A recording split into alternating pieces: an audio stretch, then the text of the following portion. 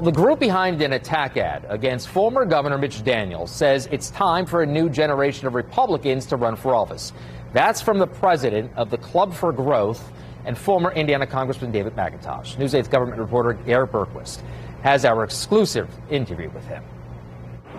Mitch Daniels has not yet said whether he will run for the Senate in 2024. Club for Growth President David McIntosh says he wants to get out in front of any such announcement. I think it's just time for new leadership in Indiana. And, you know, a lot of people agree with us on that. The day we announced the ad, we received $5 million in contributions towards this effort to support a conservative. And we plan to spend 8 figures in this race because I think Indiana now has an opportunity to get a real solid, strong conservative here in Washington. Bellwether Research released a poll in December that showed Daniels had a clear lead over other potential Republican Senate contenders.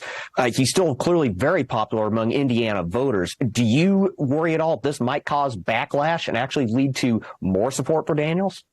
I saw that poll. It reminded me somewhat of North Carolina last cycle, where a former governor was running against a young, new Republican congressman, Ted Budd. Ted eventually won that race because people wanted new leadership that was principled and stood up for conservatives. Mitch Daniels was one of your biggest supporters when you ran for governor in 2000. He worked on your campaign.